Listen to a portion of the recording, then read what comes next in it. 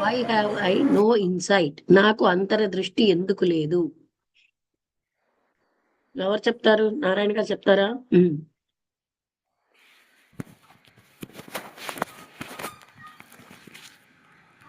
చెప్పండి, స్టార్ట్ చేయండి. మేడం గారు డేటు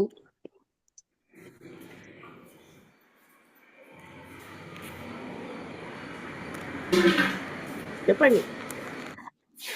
ఈరోజు డేటు సోమవారం 15వ తారీఖు. మాండలిక లక్ష్మి గారిచే ఉపన్యాసం జరుగుతుంది. సబ్జెక్ట్ ఏంటంటే అంతరదృష్టి ఎందుకు లేదు అనే టాపిక్ మీద commentaries on living part 3 Krishnamurti గారు రచించిన కామెంట్రీస్ ఆన్ లివింగ్ పార్ట్ 3 లో why have I no insight అలా చెప్పాలి. ఓకే, అంటే నేను రన్నింగ్ లో ఉన్నానమ్మా, ఇంకా కొద్దిగా. అయితే మీరు వద్దు, అనుపమ గారు చెప్పండి. ఇవాళ 15వ తారీఖు డిసెంబరు, సోమవారం. జిడ్డు కృష్ణమూర్తి గారి పార్ట్ 3 భాగంలో commentaries on living part 3 commentaries on living part 3 లో నాకు అంతర్దృష్టి ఎందుకు లేదు అన్న టాపిక్ లక్ష్మి గారు వివరించి మనకి తెలియపరుస్తారు. కంటిన్యూస్ గా వాన పడుతోంది వారం రోజుల నుంచి. భూమి అంతా బురదగా, ఎన్నో పెద్ద పెద్ద గోతులు, అంటే వాటిలోని కుంటలు అంటాం, ఆ మార్గం ద్వారా ఉన్నాయి. వాటర్ లెవెల్ అన్నది ఆ వెల్స్ అంటే నూతుల్లో పెరిగిపోయింది. కప్పలు చాలా అద్భుతమైనటువంటి వాళ్ళకి మంచి టైం. అవి ఏమాత్రం అలసట లేకుండా అరుస్తున్నాయి రాత్రి అంతా. అక్కడ బాగా పొంగిపోయిన ఆ నది ఆ బ్రిడ్జికి డేంజరస్ గా ఉంది. కానీ ఆ వానలన్నీ కూడా వానల్ని మాత్రం ఆహ్వానిస్తున్నట్టుగా, అక్కడ ఎంతో హాని, డ్యామేజ్ అంటే దానికి ఎంతో అక్కడ జరిగినా సరే వానల్ని ఆహ్వానిస్తున్నట్టుగా ఉంది. ఇప్పుడు ఏదైనా నెమ్మదిగా క్లియర్ అవుతుంది అనమాట. అక్కడ నీలాకాశ ప్యాచెస్ తల మీద అప్పుడప్పుడు కనిపిస్తున్నాయి. ఉదయపు సూర్యుడు ఆ క్లౌడ్స్ అన్నిటినీ దూరంగా చేసేసి వస్తున్నాడు. ఈ కొత్తగా వాష్ అయినటువంటి ఈ చెట్ల యొక్క ఆకులు అవి నెలల కంటే ముందే వస్తున్నాయి. ఇప్పుడు మళ్ళీ అవి వాటి యొక్క ఫైన్ గా ఎర్రగా ఉన్న డస్ట్ని కలిగి ఉన్నాయి. ఆకాశం యొక్క నీలం అన్నది ఎంతో తీవ్రతరంగా ఉన్నది. అది మిమ్మల్ని ఆపేసి ఆలోచింపచేస్తుంది. అక్కడ గాలి పవిత్రంగా ఉంది. ఒక చిన్న వారం భూమి మీద సడన్లీ, అంటే షార్ట్ వీక్, ఒక్క వారంలోనే అదంతా కూడా గ్రీన్ గా అయిపోయింది. ఆ పొద్దున్న ఆ కాంతి, శాంతము ఆ భూమి మీద ఉన్నాయి. ఒక చిలక, ఒకే చిలక నీ దగ్గరలో ఉన్న చెట్టు మీద మృతమైనటువంటి శాఖ మీద అది కూర్చుంది. అది దానంతరం అదేమీ కూడా తినటం లేదు. అది చాలా నిశ్చలంగా కూర్చుంది. కానీ దాని కళ్ళు మాత్రం చాలా కదులుతూ ఎలర్ట్గా ఉన్నాయి.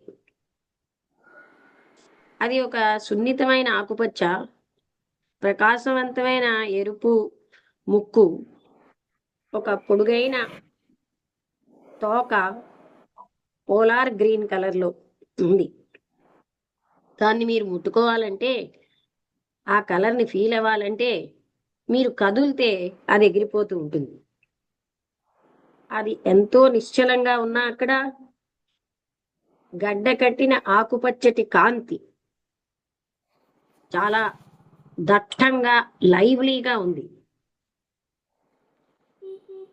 ఆ మృతమైనటువంటి ఆ శాఖకి జీవితం ఇస్తున్నట్టుగా ఆ చిలక కూర్చున్న దానికి ఉన్నది.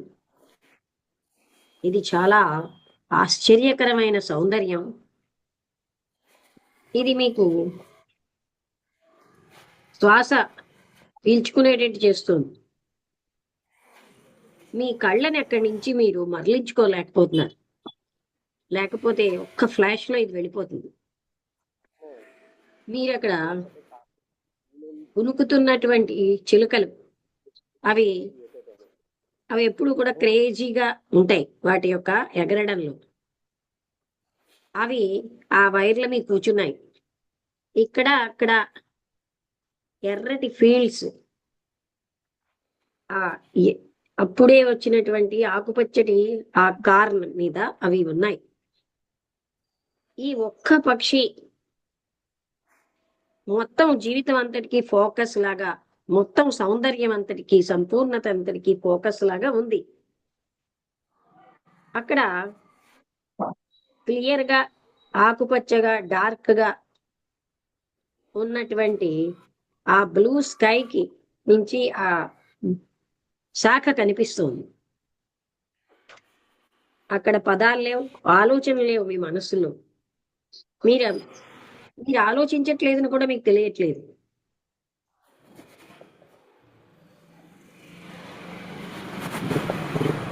అక్కడ ఉన్నటువంటి తీవ్రత మీ కళ్ళల్లో నీళ్లు వచ్చేటట్టు చేస్తుంది.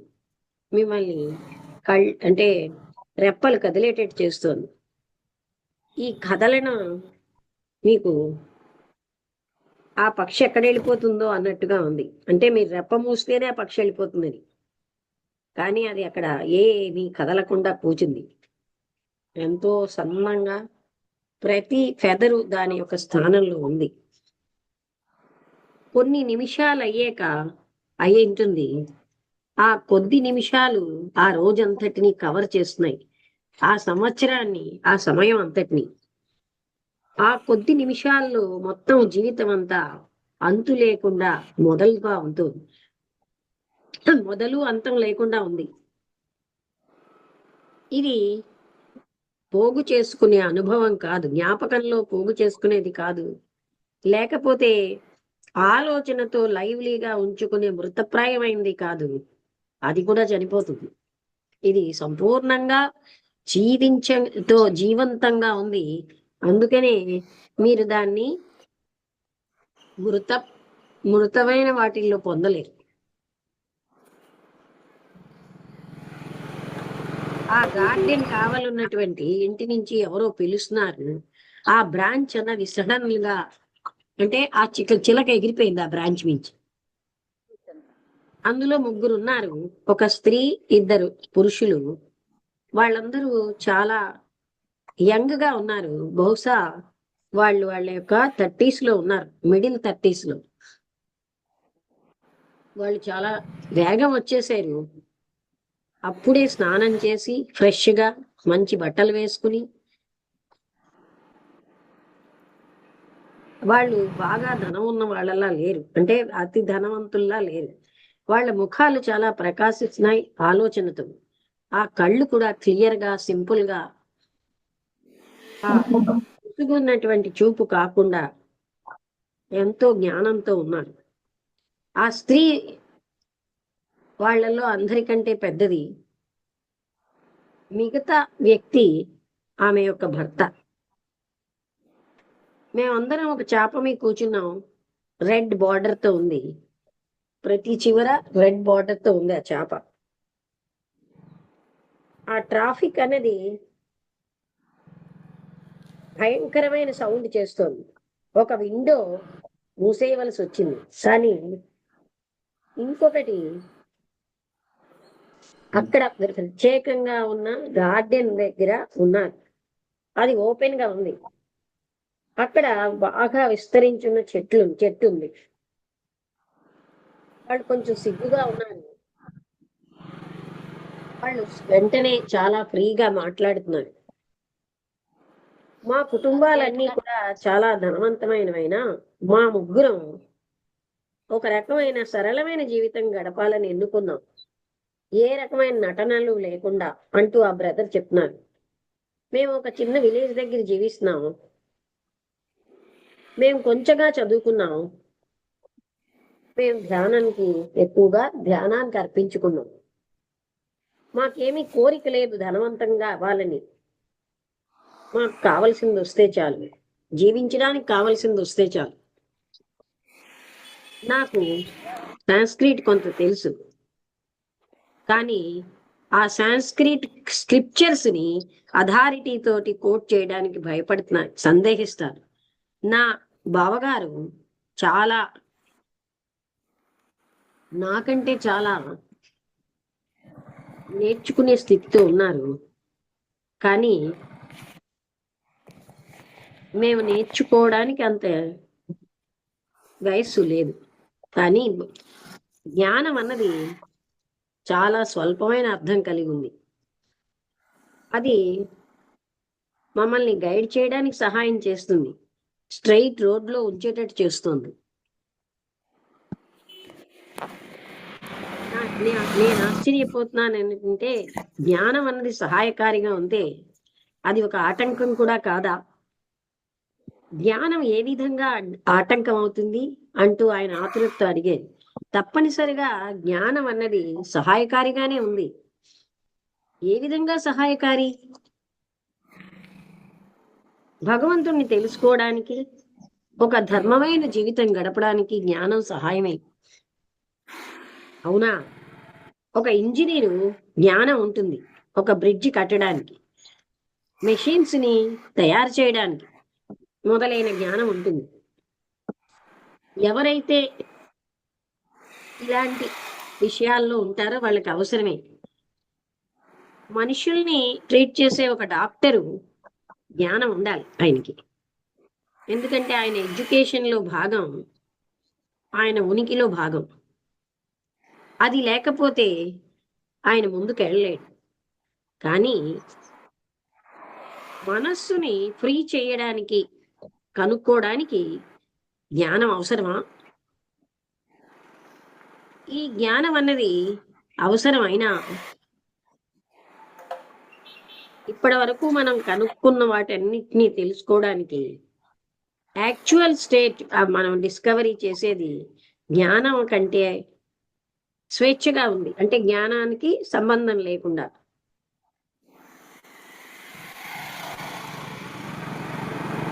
జ్ఞానం అన్నది లేకుండానే భగవంతుణ్ణి చేరుకునే మార్గాల్లో నేను ప్రయాణించగలను. మీరు ఎందుకని ప్రయాణించకూడదు ఆ పాత్ నుంచి బయటకి? ఆ పాత్ అన్నది అంత క్లియర్గా, మార్కెడ్గా, దాని యొక్క ఎండ్ అన్నది డెఫినెట్ గా ఉందా? జ్ఞానం అంటే మీ ఉద్దేశ్యం? జ్ఞానం అంటే తను అనుభవించినది, చదివినది, తనకి బోధించబడినది భగవంతుడి కోసం, అలాగే తాను చెయ్యవలసినది, సద్గుణాలు, వ్యక్తి ప్రాక్టీస్ చేసే సద్గుణాలు మొదలైనవన్నీ ఆయన భగవంతుడిని తెలుసుకోవడానికి చేసేవన్నీ. నేను ఇంజనీరింగ్ నాలెడ్జ్ రిఫర్ చేయట్లేదు. ఈ రెండింటికి మధ్య అంత తేడా ఉందా? ఇంజనీర్కి భౌతికమైనటువంటి ఫలితాలు తన జ్ఞానాన్ని అప్లై చేసి ఎలా పొందాలో ఆయనకి బోధించబడుతుంది. శతాబ్దాల తరబడి మనిషి పోగు చేసుకున్న జ్ఞానం మీకు మీ అంతర్గత ఫలితాలు, మీ ఆలోచనల్ని కంట్రోల్ చేయడం ద్వారా, సద్గుణాలని పెంపొందించుకోవడం ద్వారా, మంచి పనులు చేయడం ద్వారా మీకు బోధించబడ్డాయి. అవన్నీ కూడా జ్ఞానానికి సంబంధించినవి. జ్ఞానం పోగు చేసుకోవడం శతాబ్దాల తరబడి. ఇంజనీరు తన పుస్తకాలు ఉన్నాయి, గురువులు ఉన్నారు. మీకు మీ గురువులు పుస్తకాలు ఉన్నాయి. మీ ఇద్దరు కూడా ఒక టెక్నిక్ ని బోధించబడ్డారు మీకు. మీ ఇద్దరు కూడా కోరుకుంటున్నారు ఏంటంటే ఒక ఫలితం పొందాలని. మీరు మీ మార్గంలో, ఆయన మార్గంలో, మీ ఇద్దరు కూడా ఫలితాల వెంబడే ఉన్నారు. ఈ భగవంతుడు లేక సత్యం ఒక ఫలితమా? ఒకవేళ అది ఫలితం అయిందనుకోండి, మనస్సు చేత అది ఒక దగ్గర పెట్టబడుతుంది. ఏదైతే మనస్సు చేత పెట్టబడిందో అది కెన్ బి రెంట్ ఎసెండర్. అంటే ఎసెండర్ ఒకసారి చూద్దాం.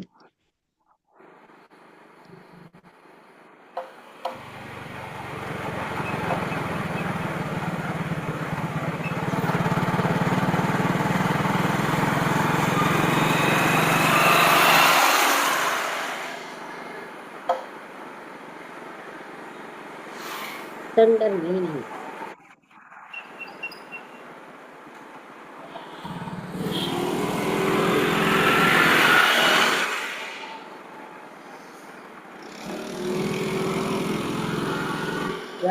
Hunting can be area. ఇదేంటి అసెండర్ మీనింగ్ అంటే ఏంటొచ్చింది?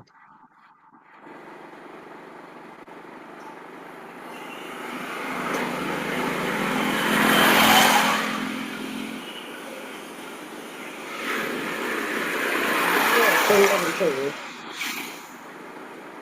విడివిడిగా చిన్నాభిన్నంగా వేరుగా విడదీయబడి లేదా ముక్కలు ముక్కలుగా అని అర్థం. అంటే ఏంటి? అది ఇక్కడ ఏం చెప్తున్నారంటే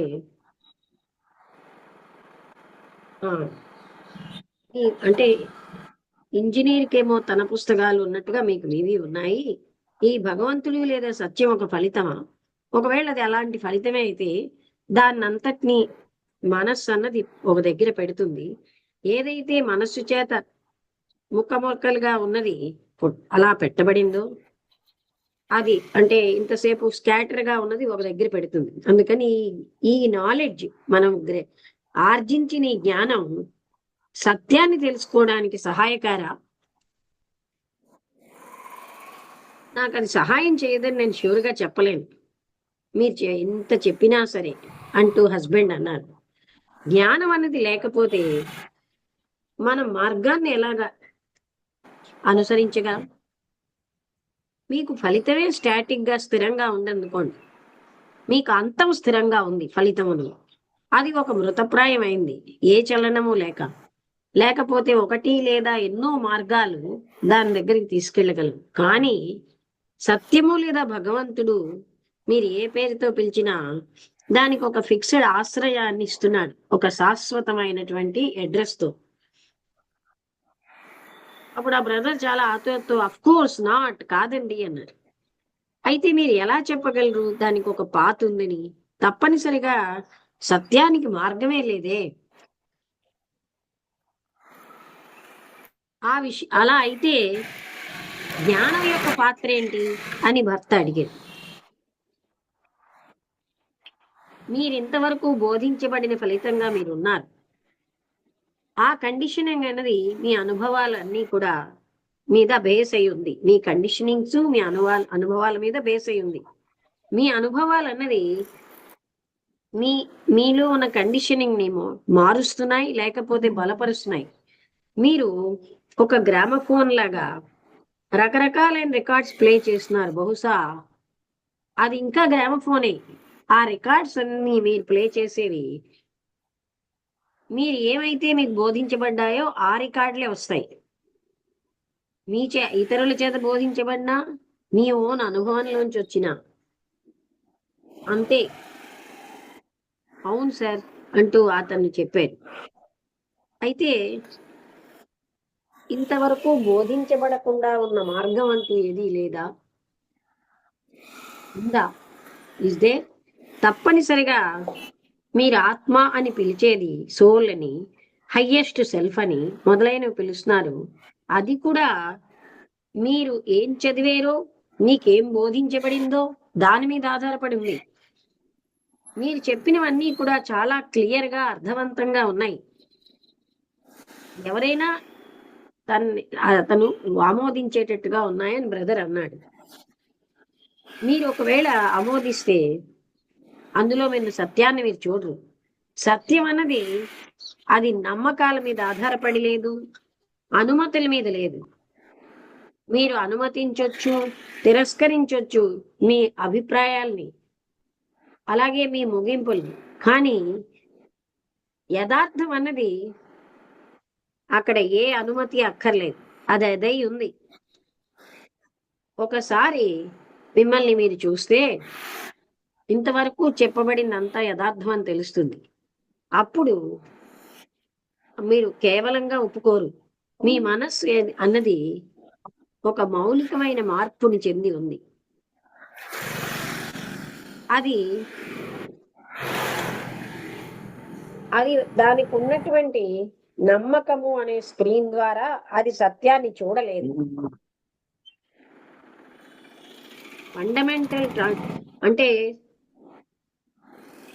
ఇట్ అప్రోచెస్ ట్రూత్, అది సత్యాన్ని ఎలాగా ఎదుర్కొంటుంది, లేదా భగవంతుణ్ణి జ్ఞానం లేకుండానే, ఏ రికార్డు లేకుండా. ఈ రికార్డ్ అన్నది నేను, నా అహం. అందుకే వ్యక్తి తన్ని తాను మోసం చేసుకుంటున్నాడు. ఎవడైతే నాకు తెలుసని అంటున్నాడో, ఎవరికైతే బోధించబడిందో, ఎవరైతే ప్రాక్టీస్ చేస్తున్నారో సద్గుణాలు, ఎవరైతే సంఘర్షణలో ఉంటారో వాళ్ళు యథార్థంతో సంఘర్షణలోనే ఉంటారు. అయితే మేము ఎందుకు జ్ఞానం సంపాదించడానికి సంఘర్షణ పడుతున్నాం అని భర్త అడిగాడు. ఈ జ్ఞానం అన్నది మన ఉనికిలో ముఖ్యమైన భాగం కాదా? మిమ్మల్ని మీరు అవగాహన చేసుకున్నప్పుడు ఈ జ్ఞానం అన్నది ఒక రైట్ ప్లేస్ లో ఉంటుంది. కానీ ఈ అవగాహన అన్నదే లేకపోతే మీరు ఆత్మజ్ఞానాన్ని వెనకాల అన్వేషించడం, అది మీకు ఒక రకమైన పొందడం అన్న ఫీలింగ్ ఇస్తుంది. ఏదో ఒకటి పొందేరు ఎక్కడో అని. ఇది ఒక ఉద్రేకపూరితమైన ఆహ్లాదమైన జయం ఈ జగత్తులో. ఒక వ్యక్తి బాహ్యమైన ఎన్నింటినో తన ఉనికికి సంబంధించినవి త్యాగం చెయ్యొచ్చు. కానీ ఈ సంఘర్షణ అనేది ఏదో సెల్ఫ్ నాలెడ్జ్ పొందాలని అక్కడ సెన్సేషన్ నేను పొందేను అనేది ఉంటుంది. అలాగే ఒక వేటగాడు తన వేటని పట్టుకున్నంతగా ఉంటాడు. ఆ రెండు తృప్తులు ఒకలాంటివే, ప్రాపంచికమైన పొందడాలు. అక్కడ దేర్ ఈస్ సెల్ఫ్ అండర్స్టాండింగ్ లేదు. నేను అన్న దానికి అవగాహన చేసుకోవడం ఈగో గాని అక్కడ లేదు. ఈ పోగు చేసుకోవడం, జ్ఞానాన్ని పోగు చేసుకోవడం అన్నది అది ఆల్రెడీ ఉన్నదే, గతానికి సంబంధించిందే, లేకపోతే అది వాట్ ఈజ్ అన్నది ఉంది. ఈ పోగు చేసుకోవడం ఏం చేస్తుందంటే అవగాహనని భ్రమింపచేస్తుంది. మన నిత్య జీవితంలో ఈ డైలీ యాక్టివిటీస్ అనే, అంటే నిత్య జీవితమైనటువంటి దాంట్లో మన సెల్ఫ్ మనం అవగాహన చేసుకోలేము. నిత్య జీవిత కార్యక్రమాల్లో అది త్వరితంగా కన్నింగ్ రియాక్షన్స్ తో ఉంటుంది. మనస్సు ఎప్పుడైతే జ్ఞానంతో భారీగా అయిపోయిందో, ఆ మీ అన్నది స్విఫ్ట్ గా, అంటే ఏది స్విఫ్ట్ గా ఉంటుంది, సెల్ఫ్ అన్నది. అప్పుడు వ్యక్తి ఆ పర్సెప్షన్ ఏమో భ్రమిస్తూ ఉంటుంది. అది ఎప్పుడు కొత్తగా ఉండదు, అది ఎప్పుడు కరప్షన్ లేకుండా ఉండదు. నేను ప్రశ్న అడగొచ్చా అంటూ ఆ లేడీ అన్నారు కొంచెం భయంగా. ఆవిడ చాలా ప్రశాంతంగా వింటున్నారు, సంకోచిస్తున్నారు ప్రశ్నలు అడగడానికి, అనంతమైన గౌరవం తన భర్త మీద. అయితే ఆ ఇద్దరు కూడా చాలా సైలెంట్ గా ఉన్నప్పుడు ఆవిడ మాట్లాడారు. నేను మిమ్మల్ని అడగదలుచుకుంటున్నాను, నాకు పర్మిషన్ ఇస్తే. ఎందుకు వ్యక్తి ఎవరికైనా ఇన్సైట్ అన్నది సంపూర్ణ అవగాహన వస్తుంది? కొంతమంది రకరకాలైన డీటెయిల్స్ చూస్తారు, వాళ్ళకి సంపూర్ణత్వాన్ని గ్రహించడానికి అసమర్థులై ఉంటారు. మా అందరికీ ఎందుకు ఈ ఇన్సైట్ లేదు, ఈ సమర్థత, ఈ సంపూర్ణత్వాన్ని చూడడానికి? మీకు అది ఉన్నట్టుంది. మనిషికి ఎందుకు అది వస్తుంది? ఒక వ్యక్తికి వచ్చి ఇంకొకరికి లేకుండా ఎందుకు వస్తుంది? ఇది గిఫ్ట్ అంటారా? అలాగే అనిపిస్తోంది అన్నారు ఆవిడ. అన్నారు అయినప్పటికీ అందులో దైవత్వం ఉంది. పాక్షికంగా అక్కడ మా అందరికీ అది వచ్చే ఛాన్స్ లేదు. ఇది అలాంటిది కాదనిపిస్తుంది. మనం అందరం దాని విషయంలో ఎంక్వైరీ చేద్దాం. ఈ ప్రశ్న మీరు ఎందుకు అడుగుతున్నారు అంటే సింపుల్గా క్లియర్గా ఉన్న కారణాలు. నాకు ఆ అంతర్గతమైన డీప్ ఇన్సైట్ కావాలని ఉంది. ఆవిడ తన సిగ్గు విడిచారు. ఇప్పుడు ఆవిడ ఆతురతతో మాట్లాడడానికి మిగతా వాళ్ళలాగే ముందుకు వచ్చారు. మీ ఎంక్వైరీ అన్నది ఒక కోరికతో మోటివేట్ అవుతోంది, ఏదో ఒకటి పొందాలని. ఏదో ఒకటి పొందడం అనేది ఏదో ఒకటిగా అవ్వడం, అందులో పోగు చేసుకోవడం ఉంది, ఐడెంటిఫికేషన్ ఉంది. మీరు పోగు చేసుకున్నది నాది అని. నిజమేనా అంటే అవునన్నారు. ఈ పొందడం అనే దాంట్లో పోలిక ఉంది. మీకు ఆ అంతర్దృష్టి లేదు అంటే మిమ్మల్ని మీరు ఎవరికి అంతర్దృష్టి ఉందో వాళ్ళతో పోల్చుకుంటున్నారు. అవునన్నారు. అటువంటి పోలిక అన్నది తప్పనిసరిగా అసూయతో ఉంటుంది. ఈ ఇన్సైట్ అన్నది, అంతర్దృష్టి అన్నది అసూయ ఉంటే పైకి వస్తుందా? రాదు అని నేను అనుకుంటున్నాను. ఈ జగత్ అన్నది అసూయతో, ఆశయాలతో, అది మనం శాశ్వతమైనటువంటి జయం యొక్క జయం వెంటబడడంలో, మాస్టర్కి డిసైపుల్కి ఉన్న సంబంధంలో, మాస్టర్కి హయ్యర్ మాస్టర్కి ఉన్న సంబంధంలో అనంతంగా ఉంది, అంతు లేకుండా. ఇది ఎలా డెవలప్ అయింది అంటే కొన్ని సమర్థతల వల్ల. కానీ సంపూర్ణమైన అవగాహన, సంపూర్ణమైన ఎరుక, అదొక కెపాసిటీవా? సచ్ ఎ కెపాసిటీ అంటే ఇక్కడ ఏమంటున్నారంటే, and it does develop certain capacities. అందువల్ల కొన్ని అర్హతలు మనలో, కెపాసిటీస్ పెరుగుతాయి. అయితే but is total perception, total awareness such a capacity? మనకి సంపూర్ణంగా అవగాహన చేసుకోవడం, అవేర్నెస్తో ఉండడం అది ఒక సమర్థత. అది అసూయ మీద, అంబిషన్ మీద ఆధారపడి ఉందా? లేకపోతే అది అన్ని పొందాలన్న సమస్త కోరికలు ఆగినప్పుడు వస్తుందా? మీకు అవగాహన అవుతుందా? నాకు అవగాహన అవుతున్నట్టు నాకు అనిపించట్లేదు. ఈ కోరిక ఏదో ఒకటి పొందాలన్నది మీ యొక్క ఆత్మ వంచన మీద ఉంది అంటూ ఆవిడ కొంచెం హెజిటేట్ చేస్తున్నారు. నెమ్మదిగా అన్నారు. ఇప్పుడు మీరు పాయింట్ అవుట్ చేసినప్పుడు ఆ మౌలికత్వాన్ని నేను చూడగలుగుతున్నాను. ఐఎమ్ ఎఫ్రైడ్ మీరు చెప్పేది నిజం అనిపిస్తుంది. ఇంకో రకమైన పదాల్లో చెప్పాలంటే మీరు ఈ ప్రశ్నని నేను జయప్రదం అవ్వాలన్న కోరిక లోంచే చెప్తున్నారు. You are asking this question అంటే నాకు జయం కావాలి అనే కోరికలోంచి వచ్చింది. ఇప్పుడు ఈ సేమ్ క్వశ్చన్ అనేది నాకెందుకు అంతర్గతమైన ఇన్సైట్ లేదు అనేది అడగబడింది. అసూయ లేకుండా, ఏ రకమైన ఒత్తిడి లేకుండా, నేను అన్నదానికి. నాకు తెలియదండి అన్నది. మైండ్ ఎంతకాలం అయితే ఒక మోటివ్ తో ఉంటుందో అప్పుడు అక్కడ ఎంక్వైరీ ఉంటుందా? ఎవరు మాట్లాడుతున్నారు? నారాయణ గారు ఎవరిక్కడ? మ్యూట్ చేసుకోండి.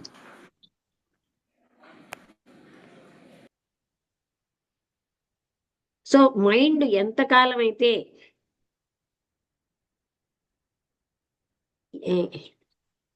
మైండ్లోని మోటివ్ ఉంటుందో అప్పుడు ఇది సంభవమా? ఎంతకాలం అయితే ఆలోచన అన్నది అసూయలో, మోసంలో, జయం పొందాలన్న కోరికలో సెంటర్ అయిపోయిందో అది ఎప్పుడైనా స్వేచ్ఛగా దూరంగా వెళ్ళగలదా? ఇది ఎంక్వైరీ చేయాలంటే ఆ సెంటర్ అన్నది లేకుండా అవ్వాలి. మీ ఉద్దేశంలో అసూయ, ఆశయము అదేంటంటే డిజైర్, ఇదవ్వాలని అదవ్వాలన్న ఆ కోరిక మస్ట్ హోల్లీ డిసపియర్, ఇవి పూర్తిగా అదృశ్యం అయిపోవాలా?